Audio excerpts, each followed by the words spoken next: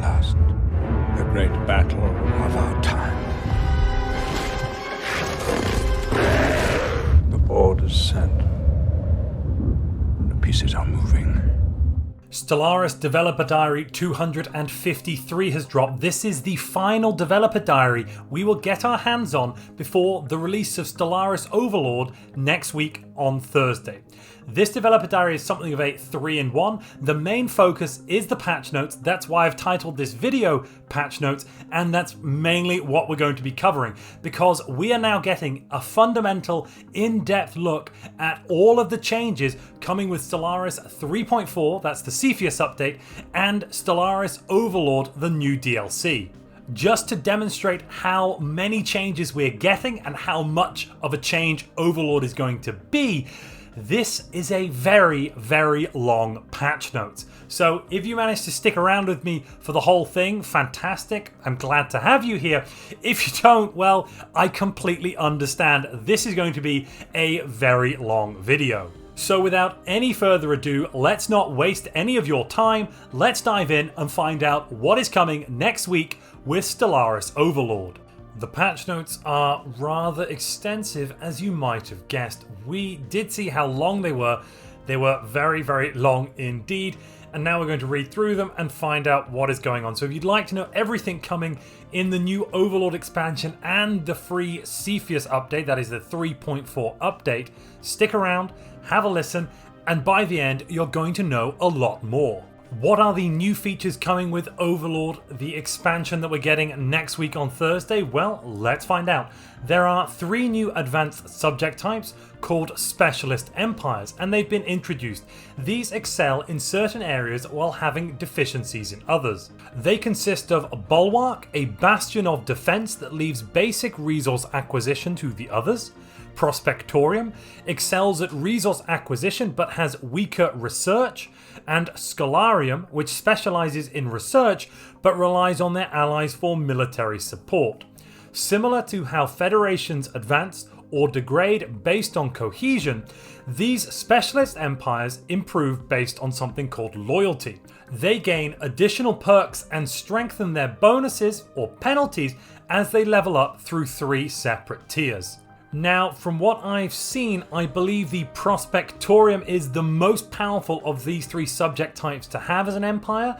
I would think the Scholarium is the second most powerful, and the Bulwark is the weakest, but that's only because the bonuses from Bulwark you might not want until a bit later in the game when you're at war, and if you're in an offensive war, they may not be that useful altogether. But in essence, a Bulwark is something like a March from EU4, and Scholarium and Prospectorium are closer to regular vassals, though Prospectorium gives you a lot of income, and the Scholarium, of course, giving you lots and lots of research. Though be warned, if you have lots of Prospectoriums and they either rebel against you, or, and we're going to cover the mechanics for this in a moment, they manage to go to war with you through some special casus belli with external support from other empires, you will find yourself in a very, very weak position as the Overlord, as I'm assuming you were probably relying on that Prospectorium for a lot of your basic resource income, so do be careful. A double-edged sword cuts both ways. There are also new constructions and megastructures. We're getting the hyper relays. By building these megastructures at the edge of your space and chaining them together, the hyper relays will permit very high speed fleet travel and projection of effects to different systems connected via the network. And we've seen what some of these effects are. They are really quite nice. We can project stability, lots of other interesting things out amongst this hyper relay network. And in terms of how the fleet travel works, in essence, it's going to work like the old hyperlane travel used to work back in 1.0. So if you're interested in that, go and look it up. Orbital rings is another new megastructure. These can be built around your worlds, and they act similarly to star bases and allow further development or defense of these core planets. Basically, they can be filled to the brim with weapons, and in essence this is going to allow your planets to have military bases. You can also put defense platforms there, so you can very, very much fortify a system with just star bases, defense platforms, and these orbital rings. Also though, they can have an economic impact on the planet, which I think may be much more powerful than their defensive capabilities. We're looking at increases to the base resource output of jobs like metallurgist, meaning we get even more alloys. So yes, very, very powerful stuff. The Quantum Catapult is a new megastructure coming to the game. The galaxy is within reach as the Quantum Catapult allows you to fling ships across the galaxy. You can yeet them, but with questionable accuracy. Basically, it's like having a jump drive on your ships, except the range of this thing is, when it's fully upgraded, basically the size of the entire galaxy. So it is quite powerful, though the further you try to send your ships, the lower the degree of accuracy on the transportation method. That means you will end up possibly arriving in one of many systems adjacent to the system you're trying to get to, though not necessarily in the right place. This is definitely an exciting new jewel to be added to the crown of megastructures in general. There are 3 new enclaves coming with Overlord DLC. The Salvager Enclave, a generally friendly bunch of tinkerers obsessed with engineering, battle debris, and restoring or scrapping antiquated ships. Now, I've seen some of what these people can do, and they can do things like you can buy repurposed and salvaged ships from them. That's pretty cool. You can also get some tech, it seems like, so quite a lot of interesting stuff to be got here.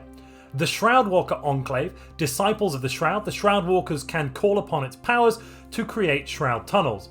The Bene Gesserit here will also attempt to divine the future for you, if you dare. These divinations will, it seems, take use of the new situations system that is being put in place with this patch. We'll cover the new situation system a little bit later, but it should be rather interesting. There is also the ability the Shroudwalkers have to connect one of your systems directly to the Shroudwalker Enclave, basically like a wormhole. So that's going to allow, as the game goes on, possible new transport routes to evolve. The final new enclave is a bit of an interesting one, the Mercenary Enclave. Any empire, that is you as a player or any of the AI empires, can release a fleet to create a self-reinforcing mercenary enclave that brings dividends back to their patron. But remember, business is business, and concepts like loyalty don't pay the bills and can definitely be bought. So what's going on here? Basically, once you get to a naval size or a fleet size of 50 naval capacity, you can, instead of keeping that navy, you can set them up as their own independent private company, which you can then hire back. Basically, you're creating a subsidiary from your own empire from a military perspective that you can then pay and pay upkeep on. What's very cool about this is that you won't need to pay alloys. If any ships are lost, they will simply build new ships for you, which is definitely cool, and they'll actually continue to increase the size of the fleet after you give them just the 50 ships. But it's important to know that while you hire mercenaries, they will still count towards your naval capacity. That is a very important point to make here. So, be warned, they're not completely free ships from a naval capacity perspective. And if you're enjoying this video and looking forward to the new Overlord DLC, please lord over that like button. There are 5 fantastic new origins coming with Overlord. Imperial Fiefdom allows you to start the game basically as a vassal of an advanced AI empire. Your first steps into space were cut brutally short. You were immediately subjugated alongside several others by a powerful and decadent overlord. You begin the game as a specialist empire of your choice, basically either Prospectorium, Scholarium, or Bulwark. Now, it seems to me being a Prospectorium is probably one of the best choices here. You're going to be able to build up a sizable navy using all of those extra resources you'll have your hands on, and then when you finally go to cut ties with your overlord, I believe that will leave them very, very economically crippled. Teachers of the Shroud, your civilization was identified as a civilization of interest long ago by the Shroudwalkers. They have carefully nurtured your development as their visions instructed. Your species begins with the latent psionics trait and starts in contact with the Shroudwalker Coven. This basically means you're going to find it very, very easy to be able to completely psionically ascend. It will require no RNG because your civilization counts as already have completed the Mind Over Matter Ascension perk. You don't actually have the first slot filled up, so you will still be able to pick a first Ascension perk, and you will have to wait until your third Ascension perk before you can fully transcend, but it removes any of the problematic RNG elements of Transcendence, and that makes this origin fantastically powerful, because if you can get Psionic Ascension early enough, it gives you economic and military bonuses that will easily allow you to outshine your neighbours. Slingshot to the Stars is an origin that basically starts you with a ruined megastructure. You will start with a nearby quantum catapult that could shape the future of your civilization. The histories of your people were filled with tales of bright flat light flashes across the sky before the long seasons of darkness settled in. So with this origin, you won't be guaranteed mega engineering, but by having a ruined megastructure within your space, you'll get a massive bonus to the probability that mega engineering is going to turn up. And then on top of that, the quantum catapult is quite nice. The main drawback of this one is that you get one less guaranteed habitable world at the start of the game. That's not great. You know, interestingly though, this origin is in fact the origin I will be playing as along with Gaming FTL when we are playing in the Content Creator Clash this weekend. It's on 2 p.m. till 8 p.m. CEST, that's European time, Saturday and Sunday. So come and join me and come and join us while we play in the Paradox event. And I am so excited to be joining this event. It'll be the first Cold War style event that I have the opportunity to take part in. So let me know if you're hyped for it down in the comments below. The subterranean origin will allow your people to begin their lives in underground homes of your subterranean empire. It will grant massive defensive and mining benefits while allowing you to avoid hostile environments on the surface at the cost of slower expansion. So what's going on with this one? Basically, you're going to get minus 75% bombardment damage on all of your planets, meaning your defensive armies will be very difficult to displace. You'll also get unlimited, yes, you heard me correctly, unlimited mining districts on all of your worlds. You will have a minimum habitability of 50%. Yes, that will not stack with any habitability modifiers, but it means you can never go below that lovely 50% threshold. So all worlds are always useful to your empire. If you want to turtle up and make sure that you keep control of all planets that you've ever touched, Subterranean is the origin for you. Interestingly, there might be an event chain around delving too greedily and too deep, but we will have to see once Overlord is released. What are the negatives of this one? Well, the main negative is you will get minus 20% to your pop growth speed, which isn't particularly pleasant, but I think the positives definitely outweigh that. Progenitor Hive also requires you have the Utopia DLC, and that is because you start as a hive-minded species. The hive relies on the presence of the powerful offspring of the progenitor, guiding the hive's will with incredible skill. Protect them well, for the drones are lost without their presence. I do have a few more details about this origin that are later on the Dev Diary, but I am going to talk about them right now because I think this is the perfect point to mention them. So, offspring are what you're going to have with this empire, and they are very, very powerful. But if you don't have offspring, if you lack that dedicated leader class, your pops are going to suffer massive penalties. It's somewhat like the synapse effect of Tyranids in Warhammer 40,000. There are some other examples in science fiction. That's the first one that springs to mind. Offspring vessels can be included in your fleets, and they provide an aura that will cancel out the inherent penalties of your ships. Basically, you inherently get a minus 50% to a whole bunch of categories: evasion, fire rate, accuracy, and now you're going to get a bonus, a net bonus of only 5%, but it is 55% as you can see from the screenshot, but when you add that minus 50, you end up with a net of plus 5. This is nice, and you are limited in the number of offspring vessels your empire can support at any given time, based on your overall naval capacity, similar to the Titan limit. So it's not actually based on building the offspring building, because we'll cover that in a minute. There is a special offspring building. The offspring vessels all share a pool, with larger ships taking a greater portion of that pool. I actually believe this means you're going to want to have maximum evasion, 90% evasion corvettes, as your offspring ships because they will take the least amount from that pool, and you only need a single one of them to be alive in order to get that bonus. And in most fights, the corvettes do tend to survive the longest in the late game, when you've got all sorts of artillery and neutron launchers and all sorts of crazy things. There's also a starbase building to protect your Empire space, which provides greater benefits than ships. This is plus 65% to all of those categories, which ends up at a net 15%, although I can now reveal that this component, this starbase module, does not stack with any of the other effects from having the offspring module on one of your regular ships. So basically, if you have fleets in a system and there is a starbase like this with the offspring outlook, they will always get a net of plus 15% to all of these effects, meaning that defending as a Progenitor hive mind is usually preferable because you will never suffer the negative effects of not having an offspring ship in the fleet as long as you still control the starbase in the system. As we've already seen, the offspring nest replaces the spawning pools of regular hives, providing an additional bonus of plus 10% to your menial drone output. That is actually really good, an extra 10% bonus to your regular worker class drones, and I cannot say whether or not this can be stacked with aquatic at the moment, but if it can, it would be lovely to get plus 20% on all of your starting worlds to food, minerals and energy. But you have to make sure that someone is working the offspring drone job. Otherwise, the directionless menial drones on your colonies will face a minus 50% menial drone output.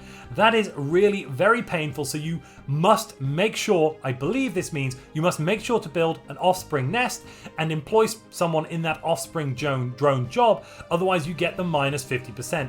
I don't know if this means that a planet without an offspring nest will not be receiving this minus 50%. We will have to find out when we get to go to release.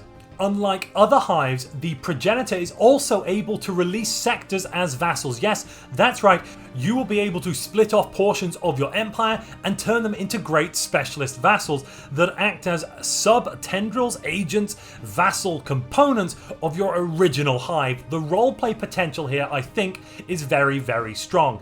If I'm ever going to try playing as Morning Light Mountain from the Commonwealth Saga by Peter F. Hamilton, I definitely think this will be the origin to choose. The final interesting part of the Progenitor hive that we get to see now is that their holding building, the offspring nest, can be constructed on worlds of any vassal which does not already have the Progenitor hive origin.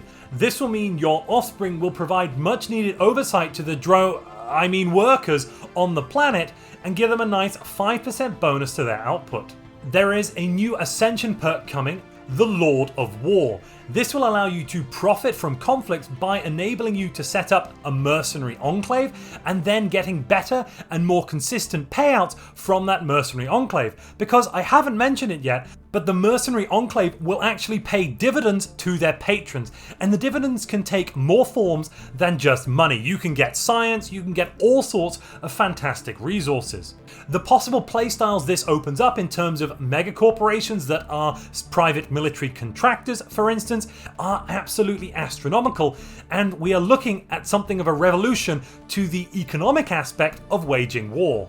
There are, of course, new galactic community resolutions coming in. You can debate the place of mercenaries along with the rights and responsibilities of subjects and overlords with 3 new lines of resolutions, and they add some crazy bonuses and negative penalties at the ends of these lines, so let's check them out. Let's keep watching for them when the game is released.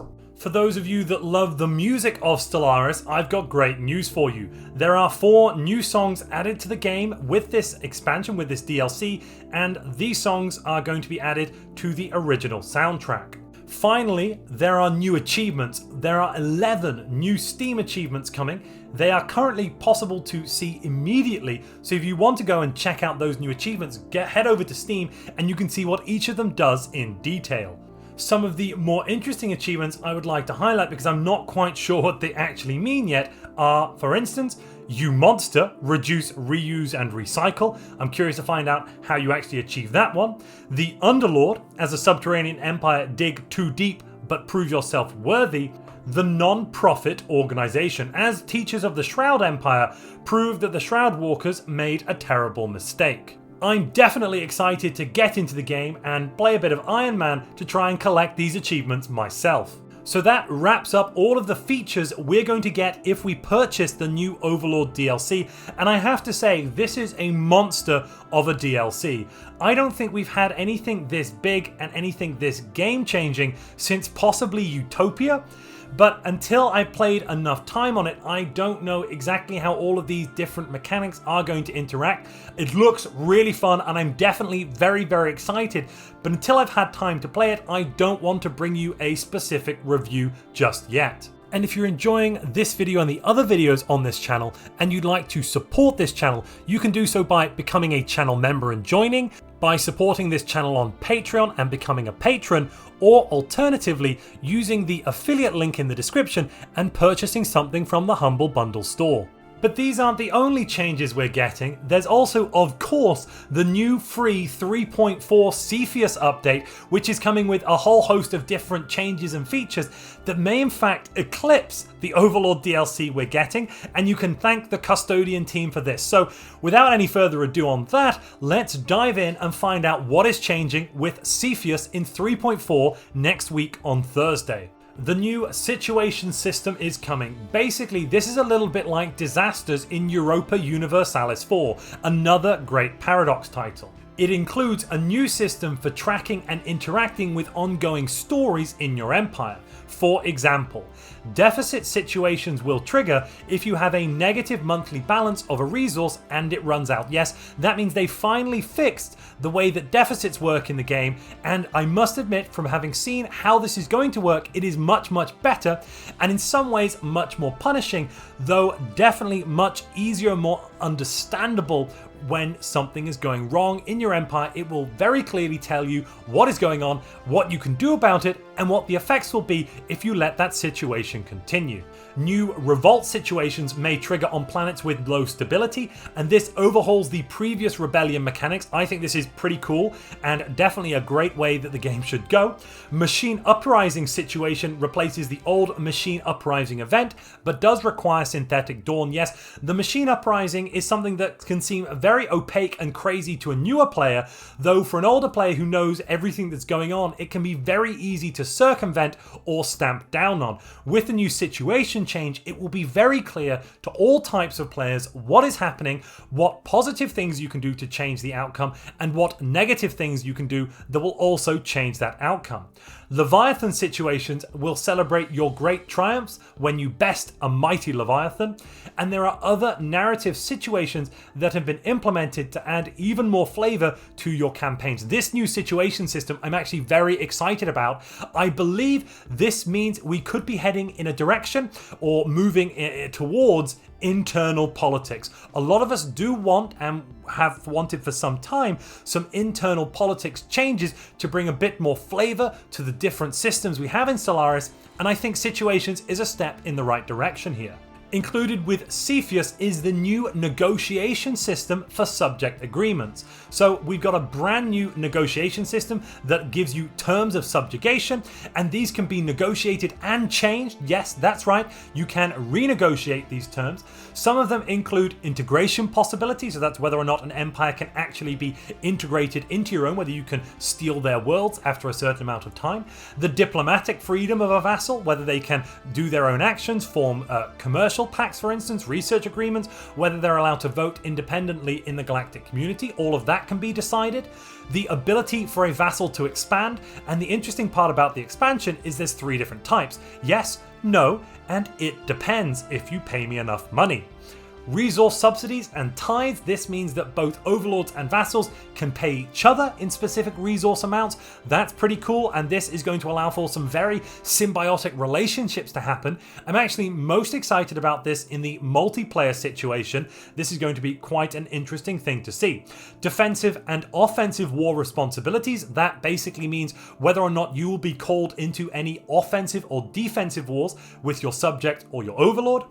The Overlord holding limit, because now Overlords will be able to build special buildings on planets, a bit like Megacorp branch offices, but they will be able to build across a Vassal's empire between 1 and 4 unique new buildings. And the final negotiation term is sensor sharing, whether or not the Overlord will also deign to give their vassal some of their very precious sensor data. The fact that they're putting this new system in the free update rather than in the Overlord DLC, I think speaks volumes about the intention of Paradox and their love and care for the game and the community. They could have locked this behind the DLC, and I'm very, very happy they haven't. For those of you that might not decide to get Overlord, possibly you can't afford it, possibly you simply don't want to spend the money on it, possibly you don't like it, the fact that you're going to get this massive overhaul to the Vassal mechanic, I think, is definitely a win.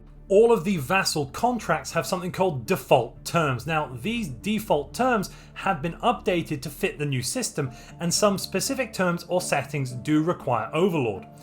There is a new war goal being added as well, and that is Allegiance Wars. The Pledge Secret Fealty diplomatic action has been added, which allows subject empires to secretly plot with a new Overlord. This then permits a War of Allegiance, a new war goal that allows empires to fight other Overlords for control of subjects that have pledged secret fealty to them. All subjects that have pledged secret fealty will turn on their former Overlord during the war, and that can be very, very devastating for the Overlord. So, as an Overlord, make sure to keep your subjects happy, or at least so afraid they wouldn't dare do anything untoward.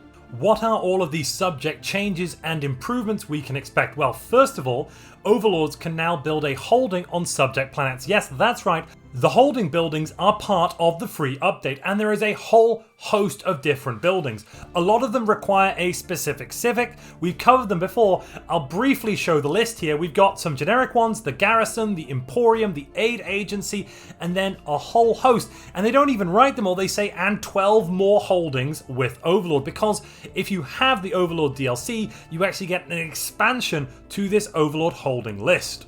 Subjects now have a loyalty value rather than a loyalty solely depending on their opinion of their Overlord, and this will either increase or decrease with time. Subjects' ethical compatibility with their Overlords may result in a monthly loyalty bonus or penalty.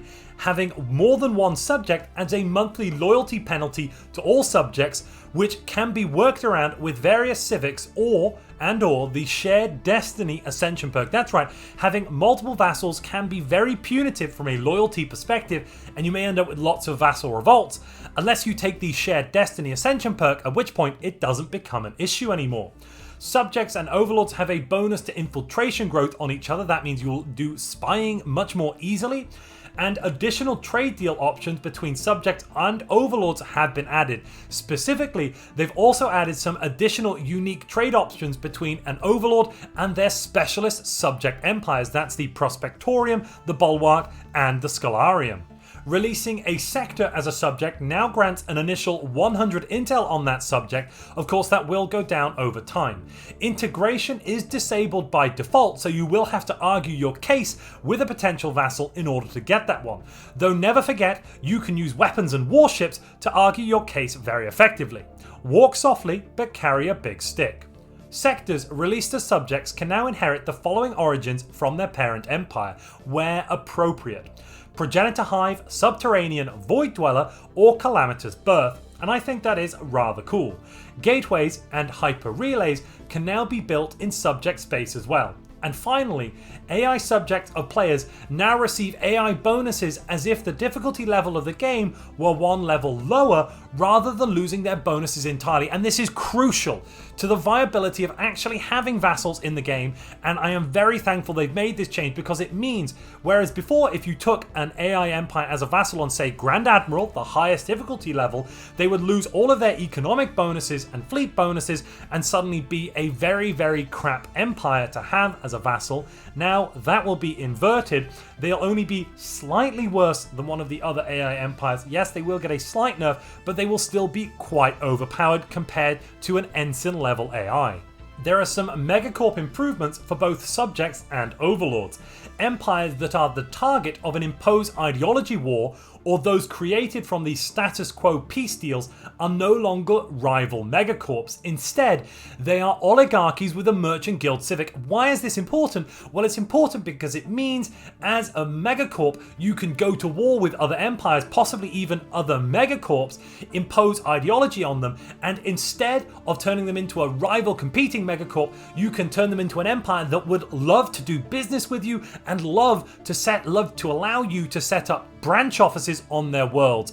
This will be very crucial to actually playing the game, if you decide to use the Megacorp DLC and start as a Megacorp.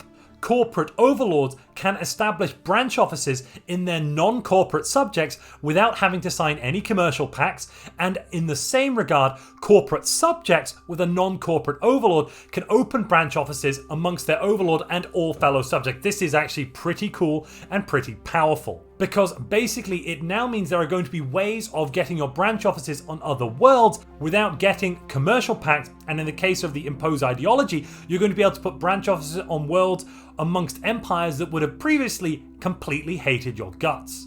There have been major improvements to the planetary automation system, and also, it's not written here, but the sector automation as well. Planetary automation scripts based on designation are now more focused regarding what they build. Right-clicking on the planetary automation button will open a menu which will allow you to customize your focus of planetary automation. For example, if you want your planets to simply focus on their designation and build nothing else, you can click that and they will dogmatically follow the designation. If you have a mining world, they will only build mining districts and the mining building. As well as that designation-based focus I mentioned, you can also enable the handling of amenities, housing, crime, as well as the building of specialized options like the Psy-Core building. Sector automation and planetary automation have now been unified into a single glorious system. Sector automation will activate planetary automation for all planets in the sector and assign relevant planetary designation types to the planet unless you override it. Additional planetary or sector automation options have now been added. They have added a Unity sector automation setting. Forge, factory, and industrial designations are now available on ring worlds. That is a massive change. We don't yet know if that means that if you change the industrial district from a forge to a factory, or from an industrial, the generic, to a forge, if that shifts all of the consumer goods jobs into alloy jobs, or if it just shifts a single job. If it's only a single job, that's not so powerful, but if it's all of them, that could mean ring worlds are now very, very powerful for actually building your industrial output, your refined goods. Fortress world designation is also now available on machine worlds and hive worlds. Automatic resettling has also been improved. Wow, we're getting quite a few quality of life improvements with the 3.4 patch. The auto resettlement formula for picking which planet pops will be resettled to has been improved. It is now easier to steer pops towards your capital or other specialized worlds like a ring world. Pops will now pick which planet to auto migrate to based on which planet has the most free jobs rather than the least. They also now take free housing into account better. Ideal worlds such as ring worlds, Gaia worlds, hive worlds, machine worlds now have a 50% higher score when pops are deciding where to automatically resettle. They also are more likely to want to move to your newly founded ring world, for example. Capital World planet designations also have a plus 10% score, and freshly founded colonies have 25% from their designation. So this is going to mean moving your pops around without actually having to force resettle them should be easier than ever. The resettlement tooltip found by hovering over unemployment in the planet view now provides far greater insights into how the system works. It will also show the reasons pops cannot automatically resettle or the planet they are most likely to resettle to. On top of that, the outliner itself has been updated, so planets with unemployed pops that are auto-migrating are now shown with a yellow suitcase, and a red suitcase will only appear if the planet actually requires your attention. This means you won't see as many red icons in the side of your screen, and for those of you like me who hate seeing red, it's definitely a great improvement. They have added 73 new flag emblems, 63 new flag backgrounds, and 47 new flag colours, including white. 12 new emblems, each to match the Plantoid, Lithoid, Necroid, Aquatic, and Imperial ship sets, 6 new emblems for the Corporate and Legion categories, and 1 new emblem for Paradox Arctic in Umea. This is really nice. It is really nice to get more color changes, more improvements to this system, something that modders have been working on for quite a while. It's nice to have that in the base game.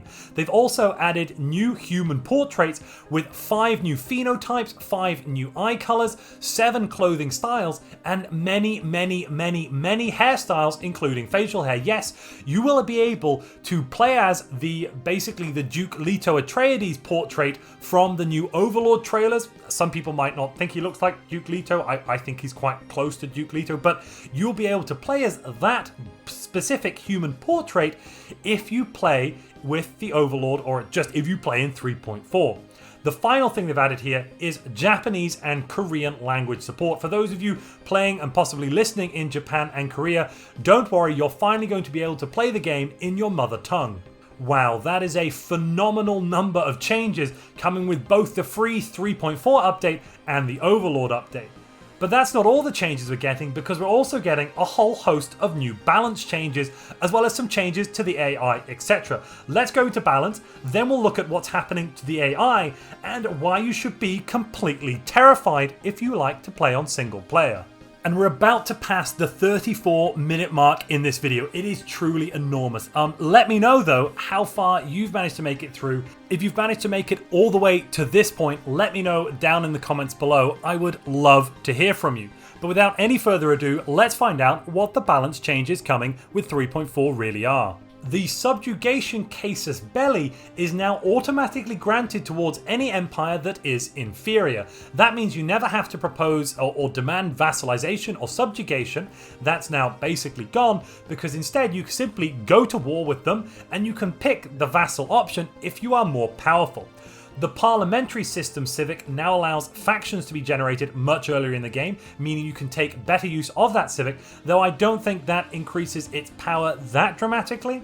Defense platforms now have increased range, fire rate tracking and hull points, and are faster to build. This is quite an interesting one. We're going to find out as soon as we get our hands on 3.4 whether or not these changes do make defense platforms viable when defending yourself in the mid game. I don't think they're going to make much difference for the late game when X-slot weapons reign supreme, but I have promised and I will endeavor to do a whole host of testing on the new defense platforms so I can bring you the lowdown, not my opinion, but the actual facts on what works, what is good, and whether or not defense platforms should really be used at all. If you're excited for that video and you would like me to make a video on defense platform testing, please let me know down in the comments below. The base market price for slaves has doubled from 500 to 1000 energy credits. This should make selling pops more viable. I mean, honestly, 500 energy credits for a pop is phenomenally cheap. In addition to that, they've also increased or decreased the cost for positive and negative traits by 10 times for positive ones and 4 times for negative ones, meaning selling weak pops, selling infertile pops won't net you very much money, but if you've got some strong fertile pops, that could be a very lucrative proposition. Selling slaves on the market could actually be a way to properly balance your economy. That is, assuming you've got some interesting way of getting these pops in the first place, like, I don't know, barbaric despoilers. The endgame crisis can now happen after 25 years rather than 50 years of the endgame start date. Now, interestingly, I think this means the mean time to crisis is 25 years rather than 50 years, and I think that's an improvement. I'm not entirely sure. Well, I guess we're just going to have to find out if it's too much for us. The Plunder War goal now increases the chance to steal relics that aren't the Galatron to 50%. Yes, you heard me. So there is a base chance when you invade another player's or another empire's capital world, there is a base 10% chance to steal a relic from them. But if you have the Plunder War goal, that will go up to a whopping 50%, meaning you can actually properly attempt to steal relics from other empires that have them. The Numismatic Administration trait no longer provides an increase to energy output, it now provides a plus 33% to trade value from jobs output. That makes a lot of sense, I quite like that. They have removed the requirement to have an upgraded capital building in order to build research labs or rare resource manufacturing buildings. I think this makes thematic sense. For instance, if you were to colonize Mars, you might want to turn it into a research colony straight away. Why would you need to wait until they had a population, of a few million people or, 10 pops on it?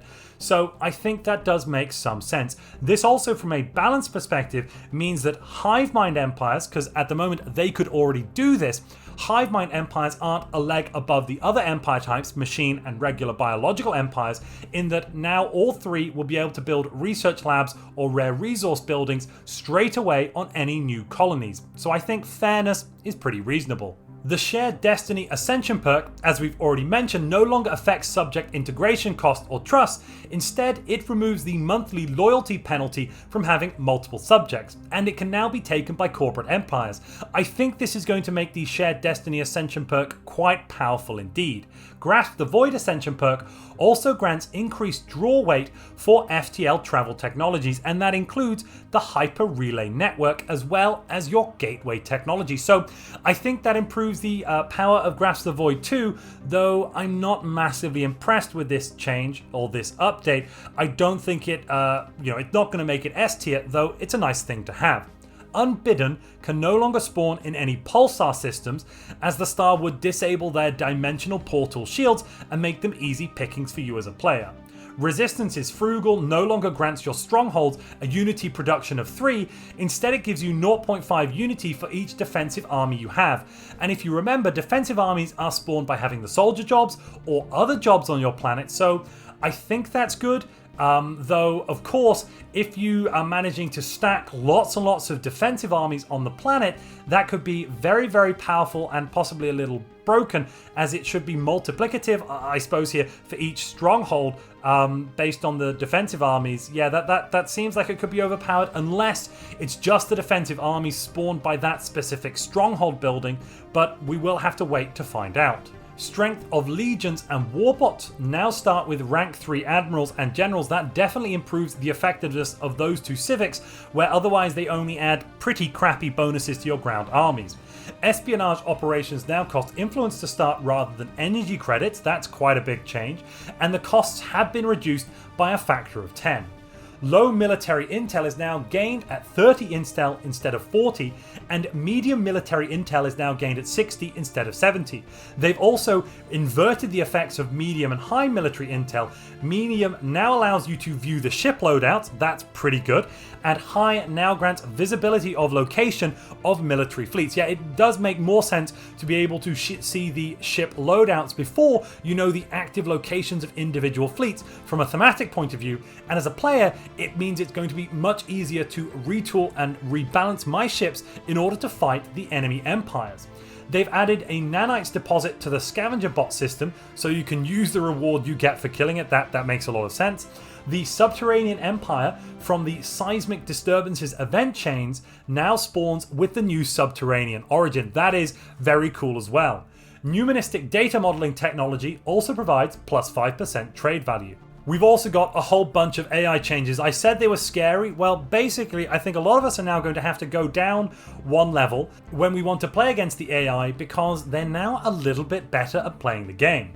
With sufficient intel, there will now be a notification that the AI is planning to declare war on the player. That is very cool. Basically what's going on here, when the AI would normally just go out and declare war, instead it's going to move its ships, possibly build some more ships, move its fleets to the edge of its system, ready to attack. You'll get a notification if your intel is high enough at that point as it begins its military operation.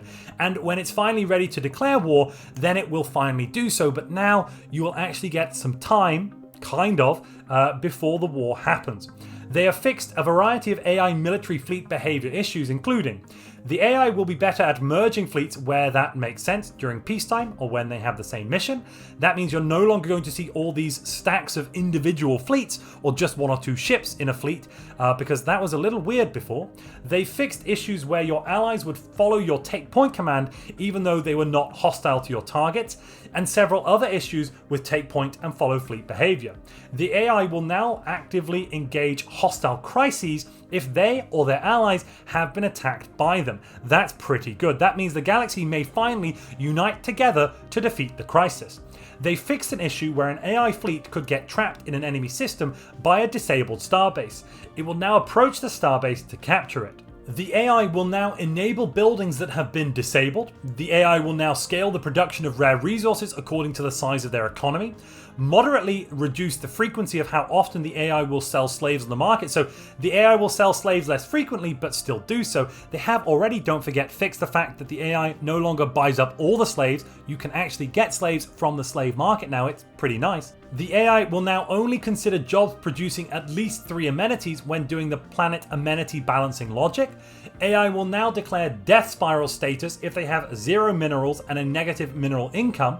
Jobs consuming minerals will be deprioritized until a sufficient mineral income has been reached and the empire can start rebuilding itself. This is very important because what we've seen before in the AI is they could end up in economic situations they simply could not dig themselves out of. Now, however, they will no longer use mineral upkeep jobs, like for instance metallurgist or consumer good jobs, which will hopefully enable them to rebalance. This is in the case where they, for instance, lose a vassal after a war that was providing some sort of subsidy or tribute to them, or possibly they lose a key planet during a war, anything like that. The AI will now wait for a period of time before changing planet designations when taking over a player empire in multiplayer.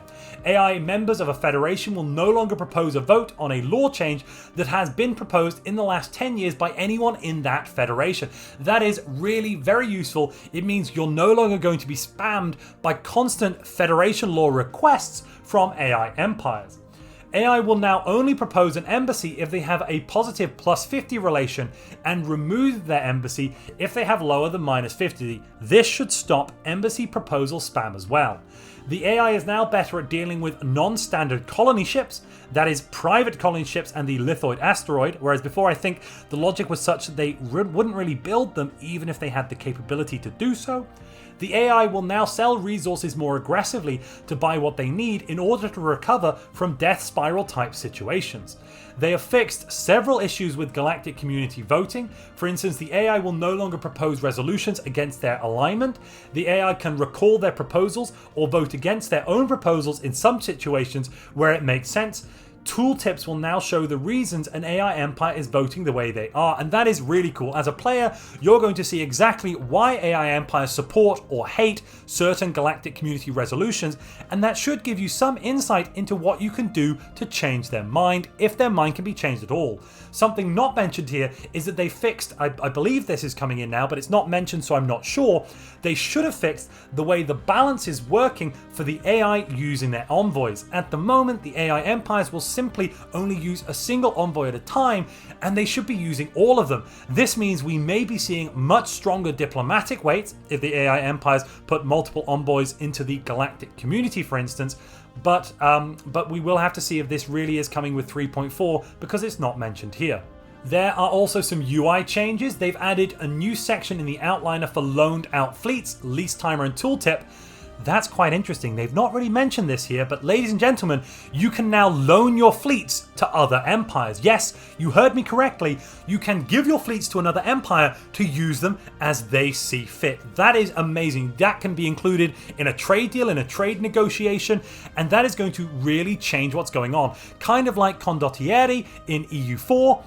Wow, I think that's a very cool change that they really should have been shouting about, because in addition to the mercenaries, we can see some massive changes to warfare happening, especially in multiplayer situations. The alert for diminishing resource stockpiles now properly only list resources which you will imminently run out of. They have added tooltips for agreement presets and specialist types to the agreements view. The outliner will now tell you about blockers you can remove if you are approaching the planet's carrying capacity and therefore suffering growth penalties. That's pretty cool. For new players, that's going to be quite helpful in order for them to understand the carrying capacity system and logistic pop growth. They have improved the layout of the host DLC icons and surrounding elements in the multiplayer lobby, and they've moved the copy server ID functionality to a separate button in the multiplayer lobby. I don't know why they've done that. Maybe people didn't know it was there, maybe not, I'm not sure, but they've made that change nonetheless. Performance and stability changes. They've optimized the calculations for whether you are in breach of any galactic community resolutions, which should provide a boost if many sanctions have been passed. This is a boost to your CPU output, especially in the late game. Having all these Galcom resolutions has apparently been reducing your CPU performance. They've improved the performance of using triggered economic category modifiers. They've improved the performance of bypass handling in pathfinding to account for the fact that there are now many more of them in the galaxy, for instance via hyper relays, because I assume they were running into some performance issues with path calculation, but I'm glad they have actually fixed that before release. And they've adjusted various ship textures for improved performance. There are some other improvements as well. They have significantly improved POP job assignment weightings, automatic scripted handling of the resource output trade and amenity bonuses, and penalties from traits, i.e. POPs with the better traits for the job will more reliably take that job. This has eliminated many errors where there was an imperfect attempt to achieve this result in a much less robust and more verbose way. Weighting now takes into account output penalties from low habitability. If you are in deficit, jobs producing that resource will now be weighted significantly higher, so your POPs won't ignore mining jobs while your empire burns for a lack of miners. They've added new subjugation war terms policy, which sets the default agreement used when subjugating other empires through war. This, I believe, is aggressive, a kind of a neutral, and then a very benevolent different terms. So basically, when you go to war, when you do a subjugation war, you can now set the default terms that any of these vassals will receive after your war is completed. You can now nominate other empires to the custodianship, provided they meet the requirements. That's a key improvement that will improve our ability to get the specific achievement where you need to nominate another empire to the custodianship, then get them to form the Imperium in order for you to rebel. That should be much easier with this. Idyllic Bloom has been improved by allowing construction of the Gaia Cedar buildings and holdings to be built on a wider range of planet types, in exchange for increased upkeep depending on the Empire's terraforming technology. This means you're not going to have to first terraform the world in order to place your Idyllic Bloom building. In addition, the Civic can now be combined with the Life Seeded and Shattered Ring origins. That's pretty cool. Finally, Idyllic Bloom empires start with a Phase 1 Gaia Cedar on their capital where appropriate. Shroud entities that propose covenants will now prefer empires that have ethics or civics that match their outlook. The end of the cycle is more likely to offer a covenant if another empire is a level 5 crisis. Oh my goodness me! That basically means, and this is really cool, if you are a level 5 crisis, the end of the cycle will offer you a covenant in order to get you over the end of the proverbial hill, or to the top of the hill, within that 50-year time limit. Because if you don't know, end of the cycle basically gives you 50 years. You get 50 years of massively increased weapons damage, massively increased output to your POPs, but if you don't do it in 50 years, your empire literally dies. Every POP pretty much, and every planet will wither and be taken by this malevolent entity. And now, as a crisis, you might actually get the chance to form a covenant with the end of the cycle. That is pretty cool. There are several improvements to Bowel or Zroni spawning. They will no longer spawn archaeology sites in your capital system. One of the Bowel arc sites or archaeology sites is now vastly less likely to spawn in someone else's territory, and they are a bit less likely to all spawn in a heap in a neighboring system. So that's a nice improvement. There are now modifiers giving administrator output correctly, and that reflects the sort of administrators the Empire uses. Individual names for game objects can now be localized, allowing players to read names in their own language. Renamed the corporate and gestalt versions of catalytic processing to catalytic recyclers and organic reprocessing retrospectively. And the last comment on the other improvements is quite mysteriously, somewhat ominously, QJet. Now, I've looked that up, and the only reference I can find to it is there's a web page, there's a GitHub repository, there's even a YouTube channel, and it is all about this. I'm not even sure what exactly it is. It looks like it's a game engine, some sort of simulator, but maybe this is referring to something else. I've honestly got no idea. Of course, as with any new patch, there are a whole host of bug fixes coming. If you'd like to see those, feel free to take a look. I'm not going to read through all of them. They are in the dev diary itself, in the patch notes, and there should be a link to it down in the description, though sometimes I do forget to include that, so if there isn't one, let me know.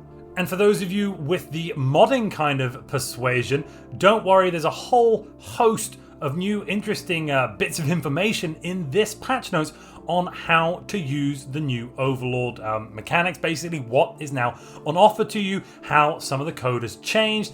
If you're interested in that, go and check that out too. Don't forget to join me this weekend at 2 p.m. CEST, that is Central European Summertime. I will be live streaming from this channel, live streaming my perspective in the Paradox multiplayer event that is happening this Saturday. I will include a link to that, a video actually, to the trailer I made for that event. If you'd like to see that trailer, and if it's past Saturday, if you'd like to see the event itself, click the video on screen now.